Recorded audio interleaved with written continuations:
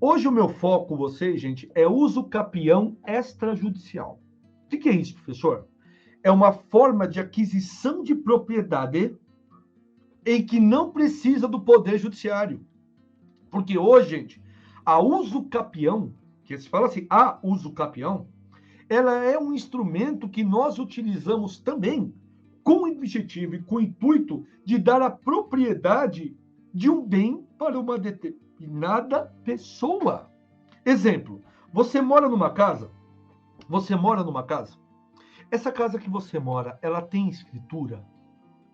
Você vai ver o número, daqui a pouco eu vou apresentar para vocês, o número de casas, apartamentos, fazendas, sítios que precisam de escritura, pessoal. É astronômico o número. É uma oportunidade única. Então, o que vocês têm que fazer? A pessoa procura o cartório e levando alguns documentos que eu vou explicar aqui para vocês, tá certo, gente? Aqui os documentos para vocês, que vocês vão entender exatamente isso, né? Necessariamente, o cartório vai ter que chamar o investigador de usucapião. Quantas vezes a gente vai no cartório e fala assim, eu sou perito grafotécnico? Legal, não parem de fazer isso. Mas, além disto, vocês também não fazem uso capião extrajudicial? Pois bem, eu sou investigador de uso capião extrajudicial. Esse é o tema da aula de hoje. Tudo bem? Que vocês vão receber o certificado desde que se inscreveram lá pelo Simpla. Não se esqueça, tá? Gente, para você entender o que é a uso capião. A uso capião, gente, é uma forma de aquisição da propriedade. Aquele que detém a posse. Então, vou deixar uma coisa clara aqui para todos. Posse é uma coisa, propriedade é outra. Posse é uma coisa, propriedade é outra. Muitas vezes, vamos lá, eu estou em posse desse mouse, tá? Porque posse, porque ele está na minha mão. Está sob o meu comando, perfeito? Agora, eu tenho propriedade dele? Não. Porque essa mouse, ou esse mouse, pertence a Jus Expert. A propriedade é do Rodrigo. Então, eu não posso vender este mouse, porque esse mouse, assim como esse computador, pertence ao Rodrigo. Entenderam, pessoal? Foi a empresa que passou para usar. O que acontece, meus queridos amigos? Então, eu tenho a posse, eu tenho que ter o cuidado, a cautela de cuidar do mesmo. Entende, pessoal? Então, necessariamente, meus queridos amigos, posse é uma coisa, mas nem todos que têm posse têm a propriedade. Talvez seja o que acontece na sua casa. O que pode acontecer na tua casa, meus caros amigos? Você ter a posse, que é do teu avô, que é do teu pai, e acabou ficando para você, não é, pessoal? E aí, você não quer regularizar isso? Porque se você regularizar, você valoriza o teu imóvel, assegura que você não perde e tem N vantagens, como a gente vai ver. Tá bom? Então, basicamente é isso. Então, vamos lá, vamos seguir o jogo. Então, uso capião extrajudicial, basicamente é isso. Agora vamos entender os tipos de uso capião. Mas antes, né, aqui, Gente, a uso capião, ela é um modo originário de aquisição de propriedade. Pode ser de bens móveis ou também de bens imóveis. Como assim, professor? Vamos entender isso. Quando você pede a uso capião de um bem, não importa quem era o antigo dono, entende? Não importa se já teve dono. Você será o detentor originário daquele bem. Por que é importante eu saber isso, professor? Se alguém te perguntar, você vai saber responder. Algum escritório de advocacia ou algum cliente ou cartório.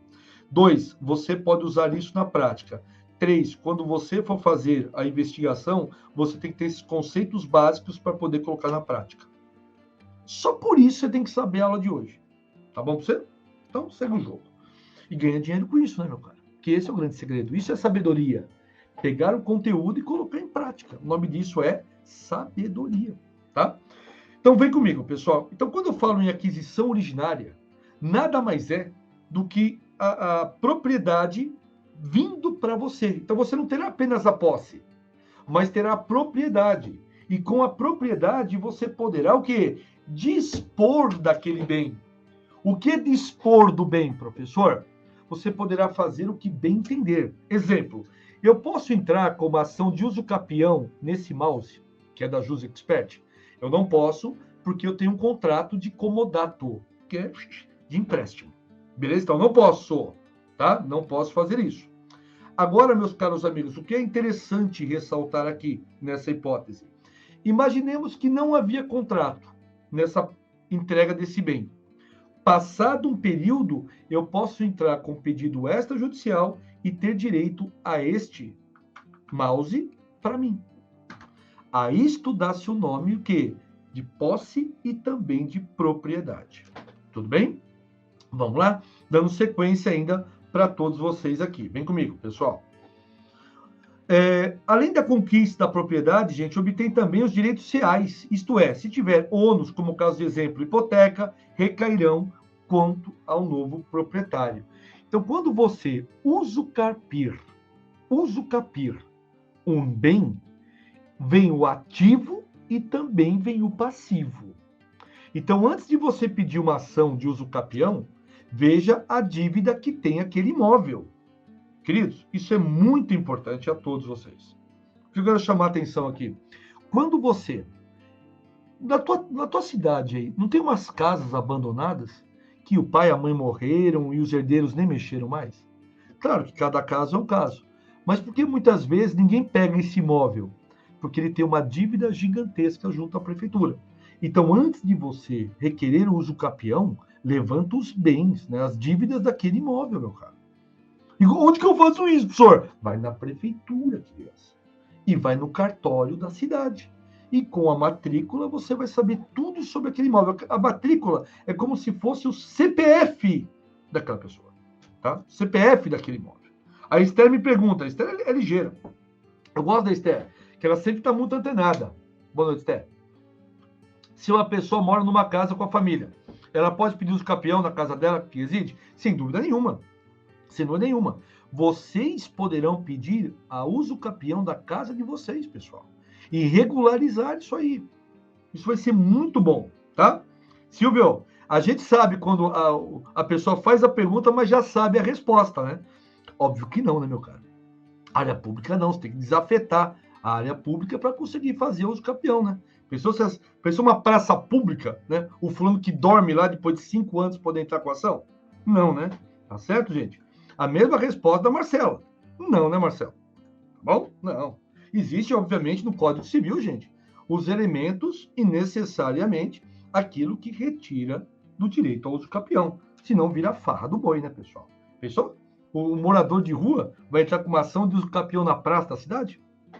Belo exemplo, né?